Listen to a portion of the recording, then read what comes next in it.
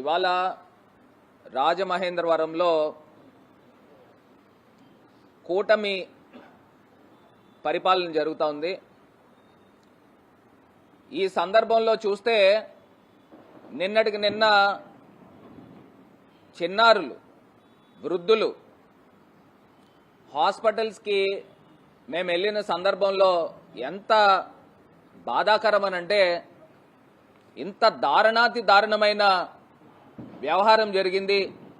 ఇవాళ రాజమండ్రిలో హెల్త్ ఎమర్జెన్సీని ప్రకటించాల్సిన అవసరం ఉందని ఈ సందర్భంగా డిమాండ్ చేస్తూ వీళ్ళు తెలుగుదేశం పార్టీ నాయకులు మాట్లాడుతూ ఉన్నారు.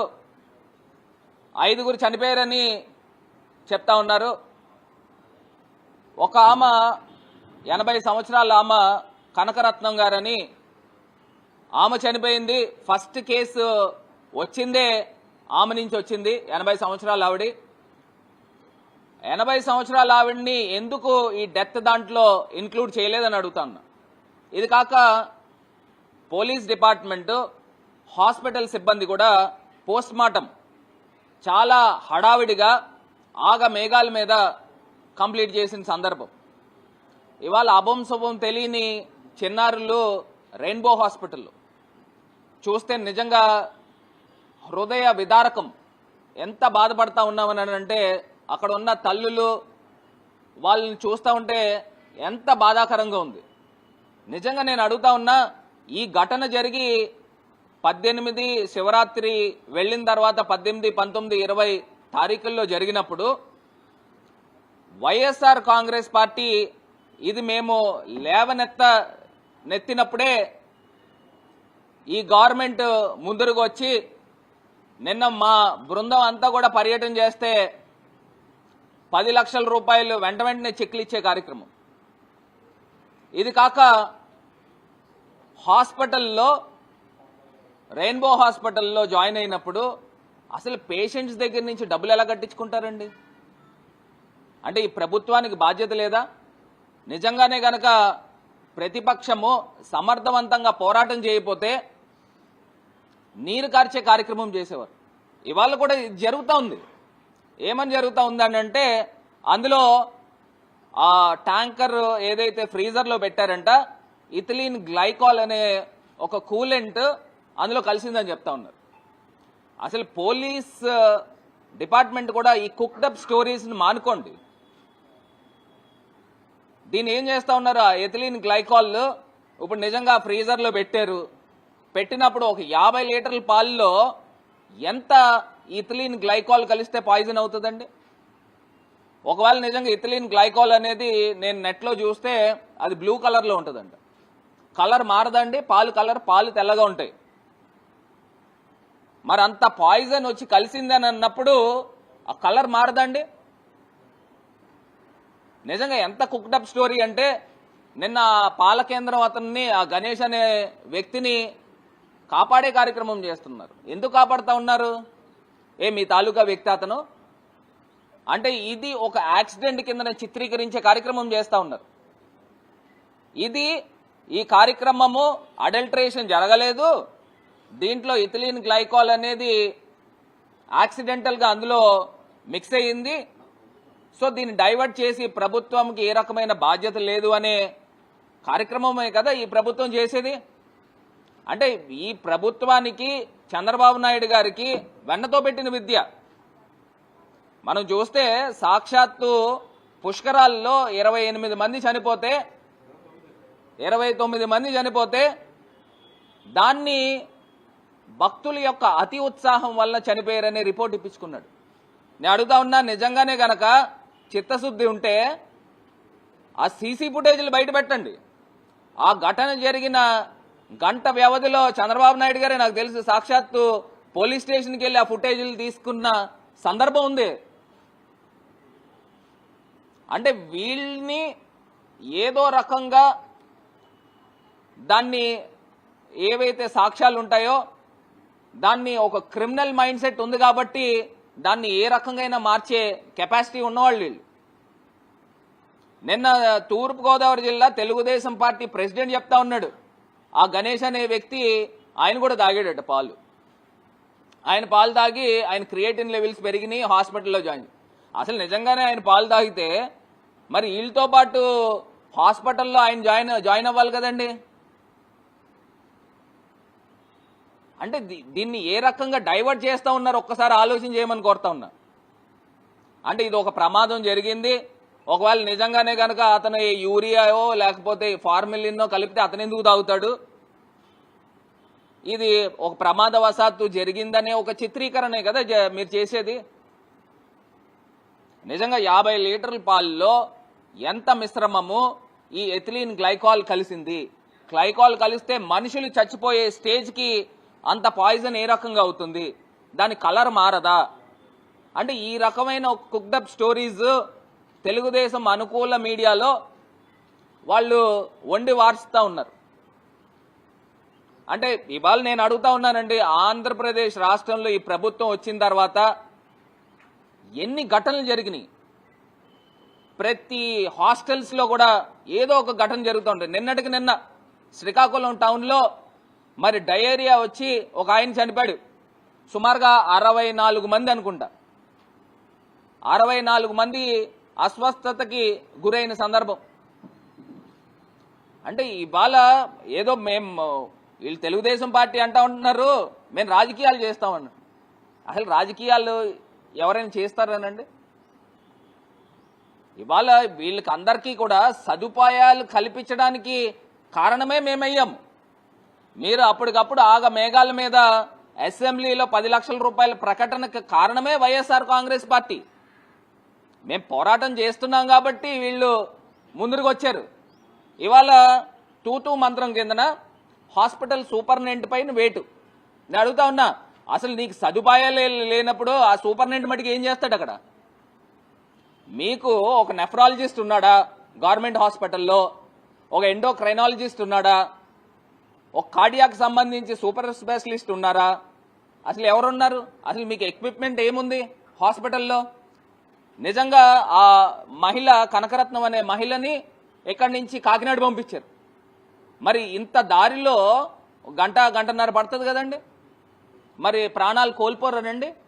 ఒక ఎమర్జెన్సీ కేసెస్ వస్తే ఇక్కడ ఉన్న పేషెంట్లు కాకినాడ పంపించడం, మళ్ళీ ఇక్కడికి రాజమండ్రి తీసుకొచ్చి ప్రైవేట్ హాస్పిటల్లో జాయిన్ చేయించడం, ఆ ప్రైవేట్ హాస్పిటల్లో డబ్బులు కూడా పేషెంట్ తాలూకు వాళ్ళు కట్టుకోవడం. అసలు ఏం జరుగుతోంది? ఇది కాక మెడికల్ కాలేజీలు అండి. నిజంగా జగనన్న ఉంటే ఈ పాటికి మెడికల్ కాలేజ్ హాస్పిటల్ కంప్లీట్ అయ్యి ఉండేది. అన్ని డిపార్ట్మెంట్స్ కి సంబంధించి సూపర్ స్పెషలిస్టులు అక్కడే ఉండేవారు. వివిధ హాస్పిటల్స్ నుంచి కూడా సూపర్ స్పెషలిస్టులు ఇక్కడికి విజిటింగ్ కూడా వచ్చేవారు. అసలు ఇంత గొప్ప కార్యక్రమాన్ని ఈ తెలుగుదేశం పార్టీ ఏం చేశారండి? వీళ్ళు ప్రైవేటైజ్ అన్నారు. అక్కడేమో మెగా ఇంజనీరింగ్ వాళ్ళేమో మొత్తానికి ఆపేశారు వర్క్. హాస్పిటల్ వర్క్ ప్రారంభం కాల. నాకు తెలిసి 250 కోట్ల పైచీలకు వర్క్ వాళ్ళు వదిలేశారు. నిజంగా జగనన్న నుండి ఈ పాటికి హాస్పిటల్ కంప్లీట్ అయిపోయేది. మరి ఈ మెడికల్ ఫెసిలిటీస్ అన్నీ కూడా ప్రజలకు అంది ఉండేది కాదా అని అడుగుతా ఉన్నా. ఇవాళ ఇంత అన్యాయం చేస్తూ ఆ పాలోడు తప్పు చేస్తే మాకేం సంబంధం అని అంటున్నారు. అంటే ప్రభుత్వానికి బాధ్యత ఉండదండి? అసలు మొన్న రాజమండ్రిలో మొత్తము అన్ని రెస్టారెంట్స్, హోటల్స్, బేకరీస్ ఈ అన్నిటిపైన ఫుడ్ సేఫ్టీ వాళ్ళు తనిఖీలు చేశారు. మరి తనిఖీలు చేసినప్పుడు ఇన్ని 100 కేజీల మాంసాలు, ఆహారాలు పాడైపోయినాయి, కుళ్ళిపోయినాయి అని గుర్తించినప్పుడు వాళ్ళపైన తూతూ మంత్రంగా ఏవో ఫైన్లు వేసి సరిపెట్టేస్తారా? అసలు ఏ రెస్టారెంట్లను సీజ్ చేశారు? ఫుడ్ పాయిజన్ అవుతుందని తెలీదా? మరి ఆ ఘటన జరిగి వారం 10 రోజులు కాల మళ్ళీ వెంటనే ఈ కల్తీ పాలు తాగి ఇంతమంది చనిపోయి, ఇంతమంది హాస్పిటల్స్లో ఉండి, ఎంతమందికి వాళ్ళు డయాలసిస్ జరుగుతూ ఉన్నాయి, ఎంతమంది వెంటిలేటర్ మీద ఉన్నారు, చిన్నారులు పాపం ఉన్నారు. మీ ఇంట్లో వాళ్ళకి జరిగితే ఏ రకంగా ఉంటుందో ఒకసారి ఆలోచన చేయమని వీళ్ళని అడుగుతా ఉన్నా. మళ్ళీ చంద్రబాబు నాయుడు గారంట 10 లక్షలు ప్రకటించిన వెంటనే అక్కడ ఉన్న తోటి శాసనసభ్యులు అందరూ కూడా బల్లలు కొడతా ఉన్నారు. ఇలా బల్లలను కొడతా ఉన్నారు. అది సిగ్గుందా అని అడుగుతా ఉన్నా.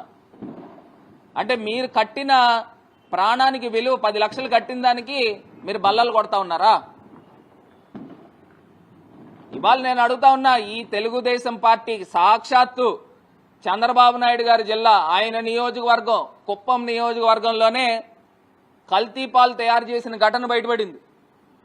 మీరు ఆ రోజే గనక యాక్షన్ తీసుకుని ఉంటే ఈ ఘటన జరిగి ఉండేది కాదు కదా. అంటే ప్రభుత్వానికి నియంత్రణ ఉండదా అండి? నాకు తెలిసి రోజుకి 200 లక్షల లీటర్ల పాలు ఆంధ్రప్రదేశ్లో వాడకం జరుగుతోంది. మరి ఇంతమంది తీసుకొచ్చి పాలవాళ్ళు వేస్తా ఉన్నారు, దీనిపైన ఏ రకమైన కంట్రోల్ ఉంది గవర్నమెంట్కి అని అడుగుతా ఉన్నా.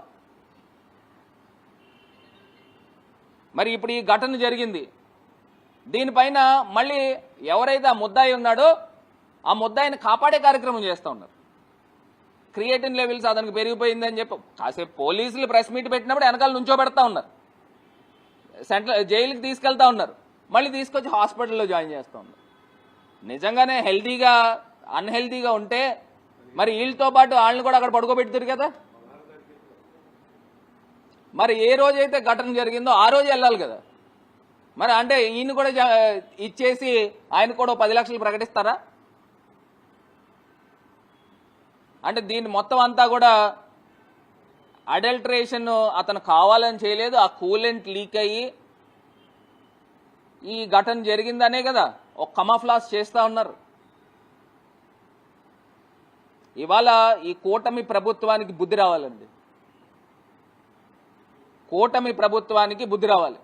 ఎందుకంటే చంద్రబాబు నాయుడు గారు హెరిటేజ్ కంపెనీనే కేరళ ప్రభుత్వం వాళ్ళు ఫైన్ వేశారు, తెలంగాణలో కూడా ఈ ఫుడ్ సేఫ్టీ వాళ్ళు కూడా ఫైన్ వేశారు, తెలంగాణ ప్రభుత్వంలో కూడా అవి కూడా కట్టొచ్చారు. ఇప్పుడు ఈయన వచ్చి చంద్రబాబు నాయుడు గారు వచ్చి ఈయన చేస్తూ ఉన్నాడు, ఈయన వచ్చి మాట్లాడుతూ ఉన్నాడు. నిజంగా చాలా చాలా బాధాకరం. వీళ్ళు వచ్చి 10 లక్షల రూపాయలు ఇస్తే కుటుంబానికి ఏం సరిపోతుందండి? కనీస పక్షాన 25 లక్షల రూపాయలు ఎక్స్గ్రేషియా ప్రకటించాలి. అది కాక భవిష్యత్తులో ఈ చిన్నారులు రికవర్ అయిన తర్వాత మళ్ళీ భవిష్యత్తులో ఇది రికవర్ కాదని గ్యారంటీ ఏంటి అని అడుగుతా ఉన్నా. మరి రికవర్ ఒకవేళ అయితే దానికి సంబంధించి కూడా ఈ ప్రభుత్వము భరోసా కల్పించాలి.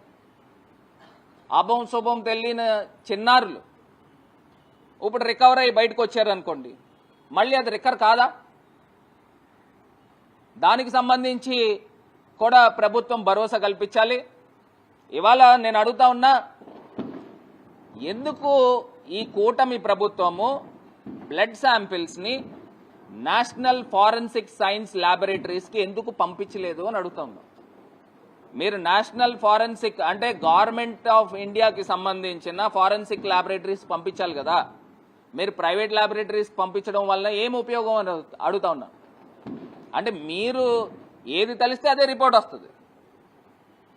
ఇప్పుడే మీరు ఒక కుకప్ చేస్తూ ఉన్నారు ఒక స్టోరీని, ఆ కూలెంట్ లీక్ అయ్యి ఆ పాలు తాగి అది పాయిజన్ అయిందని ఒక యాక్సిడెంట్ కింద క్రియేట్ చేస్తూ ఉన్నారు. అడల్టరేషన్ మా ప్రభుత్వంలో జరగలేదు అనే ఒక కలర్ ప్రజలకు ఇస్తూ ఉన్నారు. ఇది చాలా చాలా తప్పు చేస్తూ ఉన్నారు చంద్రబాబు నాయుడు గారు. ఇప్పటికైనా మేల్కొని, ఇప్పుడు ఇక్కడ స్థానికంగా ఈవీఎం ఎమ్మెల్యే ఏం చెప్తా ఉన్నాడు, 15 రోజులకు ఒకసారి గవర్నమెంట్ హాస్పిటల్కి వెళ్ళిపోతా ఉన్నాడు. అక్కడికి వెళ్ళి ఏం చేస్తున్నావు? ఇవాళ ఇంతమంది చనిపోవడానికి డైరెక్ట్లీ ఇండైరెక్ట్లీ కారణం ఈ ప్రభుత్వమే. ఎందుకంటే నియంత్రణ లేదు. జగనన్న ఉన్న టైంలో పాల విలువ ఒక పథకం తీసుకుని వచ్చి దీని యొక్క మిల్క్ వెండర్స్ని కూడా ఆర్గనైజ్డ్ సెక్టార్లోకి తీసుకుని వచ్చి ఒక స్టాండర్డ్స్ తీసుకురావాలి అని చెప్పి అప్పుడు మేము సంకల్పించాం. నిన్న మంత్రి సిదిరి అప్పలరాజు గారు కూడా యానిమల్ హస్బెండరీకి సంబంధించిన మంత్రిగా పనిచేశారు. ఆయన క్లియర్గా చెప్పాడు నిన్న. ఇవాళ ఆంధ్రప్రదేశ్లో అండి మీరు ఘటనలు చూస్తే అధికారికంగా ఏదైతే రిజిస్టర్ అయిన కేసెస్ ప్రకారంగా చూస్తే సుమారుగా 36 కేసులు. మీరు అక్కడి నుంచి చూసుకుని వస్తే ఎంతమంది ఎన్ని హాస్టల్స్ అస్వస్థతకు గురయ్యారు, ఎంతమంది చనిపోయారు.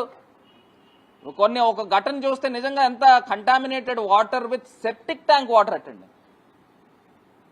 అసలు పిల్లలతో ఈ రకంగా వీళ్ళు కల్పించే కార్యక్రమం. మధ్యాహ్న భోజనం పథకంలో కుళ్ళిపోయిన గుడ్లు పెట్టారు. దానికి అస్వస్థతకి గురైన వాళ్ళు ఉన్నారు. గురుకుల పాఠశాలల్లో అసలు మనం చెప్పుకుంటూ వెళ్తే కొన్ని వేల మంది విద్యార్థులు, కొన్ని వేల మంది పిల్లలు, వీళ్ళందరూ కూడా ఈ 2 సంవత్సరాల కాలంలో కేవలం ప్రభుత్వం యొక్క నిర్లక్ష్యం వలన ఈ ఘటనలు జరిగినాయి. అసలు ఈ ప్రభుత్వానికి అసలు ప్రభుత్వంలో కొనసాగే నైతికతే లేదు. ఇంత ఘటనలు జరుగుతున్నా కూడా ఆ శాఖ మంత్రి ఎందుకు రాడండి? రాజమండ్రికి వచ్చి ఈ ఎవరైతే ఈ పేషెంట్స్ ఉన్నారో పరామర్శించాల్సిన బాధ్యత లేదండి? అసెంబ్లీ ఉంటే ఏంటి? ఇంత ఘటన జరిగినప్పుడు ఒక పూటకు రాలేడా? అసలు ముఖ్యమంత్రి గారు వచ్చి హెల్త్ ఎమర్జెన్సీ ప్రకటించి ఆయన వచ్చి పర్యటన చేసి ఇవన్నీ పేషెంట్స్ అందరికీ కూడా భరోసా కల్పించాల్సిన బాధ్యత తీసుకోవాలి. ఇవేమీ లేకపోకుండా దాన్ని ఒక యాక్సిడెంట్ కింద చిత్రీకరణ చేసి మొత్తం అంతా చల్లారిన తర్వాత వస్తారా? అడుగుతా ఉన్నారు. ఇప్పుడు వీళ్ళందరూ చెప్తా ఉన్నారు మేము రాజకీయం చేస్తున్నామంట. సిగ్గుండాలి మాట్లాడేదానికి. ప్రతిపక్షమే గనక మేము బాధ్యత అయిన పాత్ర పోషించకపోతే అసలు మీరు ఈ పాటికి చేతులు దులిపేసుకునేవారు.